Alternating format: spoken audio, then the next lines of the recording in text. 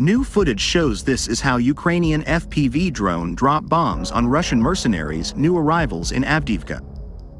A Ukrainian soldier near the front line looks into video goggles and clutches a control set in both hands as he guides a drone during the war against Russia. Unmanned aerial vehicles, UAVs, or drones, have become vital for Ukraine's military since Russia's full-scale invasion in February 2022. Hundreds can buzz over Russian positions in eastern and southern Ukraine at any one time.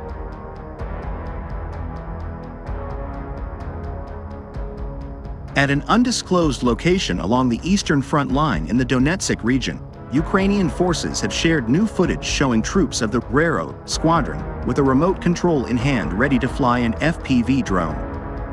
With their expertise, they influenced Ukraine's progress on the battlefield, both in terms of reconnaissance and attacking Russian positions.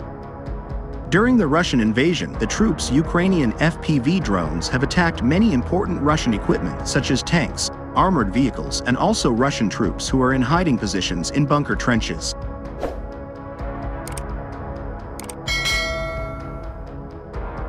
Nowadays, Russia has lost more than 1,000 soldiers, 51 artillery systems, and 72 vehicles in a single day, according to Ukraine's military, as Moscow ramps up the pressure on the northeastern front lines.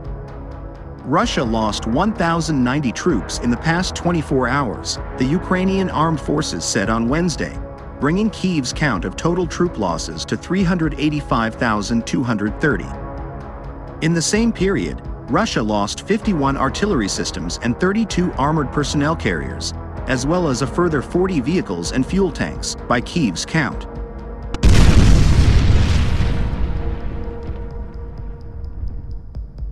In mid-November 2023, the UK's Armed Forces Minister, James Heappey, told British lawmakers that London believed around 302,000 Russian personnel had been killed or wounded since the start of all-out war.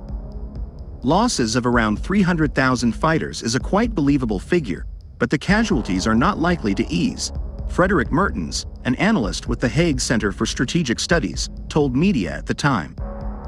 While Russia paying a heavy price in casualties and in equipment losses for slow advancements around the Ukrainian stronghold to the northwest of the regional capital, Donetsk city.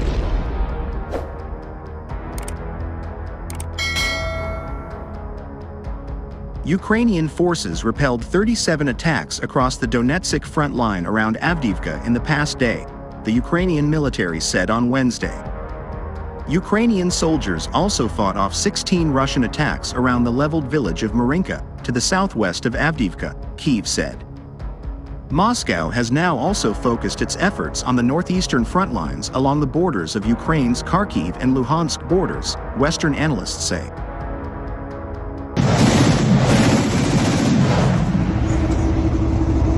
The head of Ukraine's military intelligence agency, Lieutenant General Kyrylo Budanov, told Ukrainian media on Tuesday that Russia hopes to reach the Zherebets River, close to the Kharkiv and Luhansk borders, its forces gradually working westward. While Russia is maintaining its pattern of overnight aerial assaults, launching 20 Iranian-designed Shahed kamikaze drones from several sites overnight into Wednesday morning, Ukraine's Air Force said in a statement, and 14 of the drones were destroyed, Kyiv said.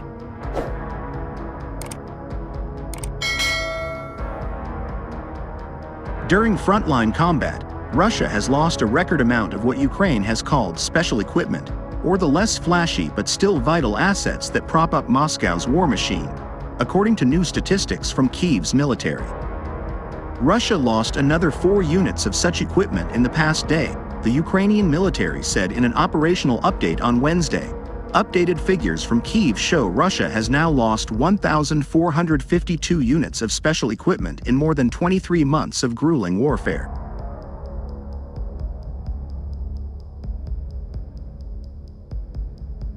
On January 1st, this figure stood at 1,277, putting January's losses at 175 units of special equipment, but this is higher than any monthly losses reported by the Ukrainian military throughout 2023. The highest reported monthly losses of Russian special equipment were in July 2023, when Russia lost 135 units, according to the Ukraine's armed forces, but an innocuous catch-all term, the mounting losses of Russia's special equipment have gone largely unnoticed.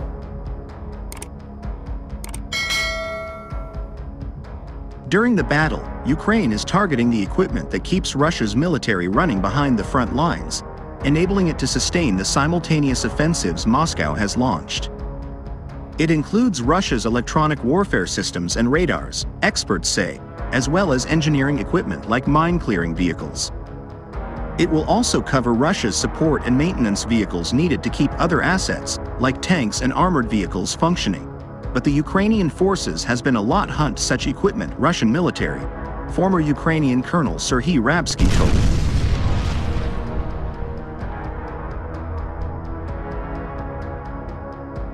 In recent months, an increasing number of reports have emerged from Ukraine, suggesting Kyiv is successfully targeting equipment like Russian radar systems. It is very important for Ukrainian fighters to knock out this type of asset, and Kyiv will continue its efforts to eliminate them. Ivan Stupak, a former Ukrainian security service officer who now advises Ukraine's Security, Defense and Intelligence Parliamentary Committee, told Newsweek in November.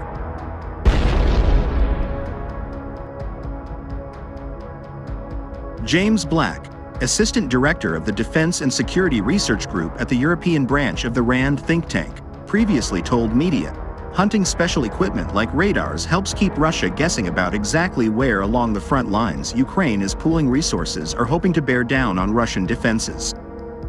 It also helps shield Ukraine's assets, like jets, drones or troops, when conducting reconnaissance or going after Russian equipment or bases behind the front lines.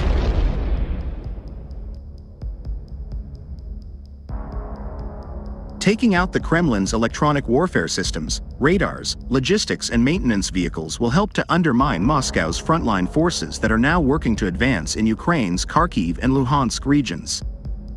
The head of Ukraine's military intelligence agency, Lieutenant General Kyrylo Budanov, told Ukrainian media on Tuesday that Russia is hoping to reach the Zherebets River, close to the Kharkiv and Luhansk borders, its forces gradually working westward. The assault on the Kharkiv and Luhansk front lines come after months of costly clashes around the Donetsk town of Avdiivka,